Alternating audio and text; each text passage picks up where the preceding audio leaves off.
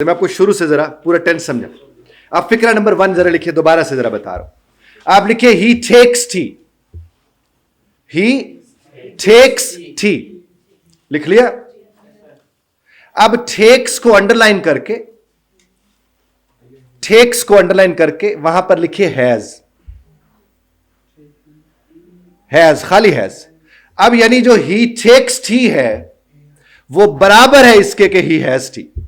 यानी जब हम कहते हैं ही हैज टी, उसका मतलब क्या है? वो चाय पीता है। और ही टेक्स टी का मतलब भी क्या है? वो चाय पीता है।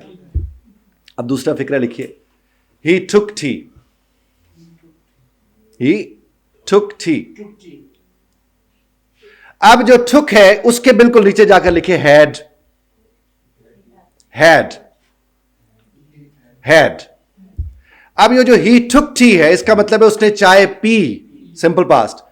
ही हैड टी का भी यही मतलब है कि उसने चाय पी। आगे जाकर लिखिए he has taken T, he has taken T, लिख लिया। अब टेकन को अंडरलाइन करके लिखिए हैड।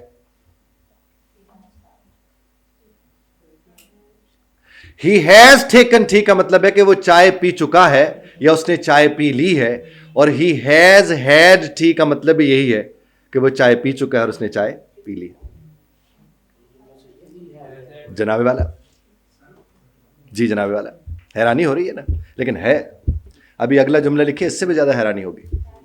लिखिए he had taken T, he had taken T. अब टेकन को अंडरलाइन करके हैड लिखिए तो फिक्रा बनेगा ही हैड हैड टी। इसका मतलब भी वही है जो ही हैड टेकन टी का मतलब है। अब यहां पर इसको मैं कहता हूं ये डबल धमाल है कि आप देखिए कि जो हैज है, हैव है, इसका एक इस्तेमाल तो ये है कि ये हेल्पिंग वर्ब के तौर पर इस्तेमाल होता है। इसका एक इस्तेमाल क्या है कि ये हेल्पिंग वर्ब के तौर पर इस्तेमाल होता है। और इसका दूसरा इस्तेमाल ये है कि बतौर वर्ब इस्तेमाल होता है। अब जहां इसके फौरन बाद वर्ब आएगा तो ये हेल्पिंग वर्ब होगा। कहिए जरा, जहां इसके फौरन बाद वर्ब आएगा तो ये हेल्पिंग वर्ब होगा। और जहां इसके बाद वर्ब नहीं आएगा तो ये खुद वर्ब होगा। बात पहुंची ना? अब जिस घड़ी हमने कहा ही टेक्स टी, टी तो नाउन है साहब, और हमने कहा ही हैज टी, फिर टी नाउन है तो हैज क्या हो गया? ये खुद वर्ब हो गया। और जिस घड़ी हमने कहा ही हैज टेकन टी, तो टेकन तो साहब third form of the verb है। टेकन क्या है? Third form of the verb है ना। तो फिर अब ये क्या हो जाएगा? Helping verb. तो जहां वर्ब बाद में आएगा तो क्या होगा? ये हेल्पिंग वर्ब। और जहां वर्ब नहीं होगा तो क्या होगा? यहां तक बात समझ आ गई? आज की कहानी यहां तक, और कल इंशाअल्लाह बफज़ल ताला यहां से आगे हम बात को लेकर चलेंगे। और प्लीज जो चीजें मैं आपकी खिदमत में पेश करता हूं, आप बेशक इनको पहले तो मैं कहता हूं लिखिए।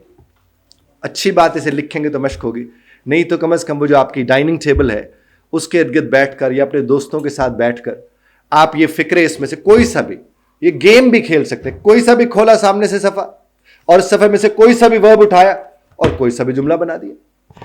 प्रॉब्लम कहां पर होती थी? जब मैं आपसे कहता था ना कि आप फिक्रे बना के लाएं, तो आप अक्सर कहते थे कि हमारे पास वर्ब्स ही जहन में नहीं आते। अब 5000 से ज्यादा वर्ब्स आपके सामने हैं, तो इस्तेमाल कीजिए। जितना ज्यादा इस्तेमाल करेंगे वो याद रहेंगे, और चीजें इस्तेमाल से याद रहती हैं। अगर आप ये कहते हैं कि आपने इसे क्या हुआ, आज तक हम लोग टेंसेस पढ़ रहे हैं और आज तक टेंस है कि टेंस नहीं आते, उसकी वजह क्या है? क्योंकि वो इस्तेमाल में नहीं है। और अगर आपने 5000 से ऊपर वर्ब जो इस किताब में मौजूद है इस्तेमाल किया अपनी फैमिली में बैठ के, अपने घर वालों के साथ बैठ के, यकीन मानिए आपके घर वालों को कम से कम टेंसेस के लिए कहीं नहीं जाना पड़ेगा मेरे अल्लाह के करम से। तो लिहाजा मेहरबानी फरमाइए, इसको इस्तेमाल कीजिए गेम बनाकर, खेल बनाकर, अपने हमसायों के साथ, रिश्तेदारों के साथ, दोस्तों के साथ कहीं भी बैठ जाइए और इसको इस्तेमाल करते रहिए। और बहुत अच्छी बात है अगर आप इस्तेमाल करना शुरू करें, घर वाले कहें कि बदले बदले मेरे सरकार नजर आते हैं। बहुत शुक्रिया। God bless you all. Thank you.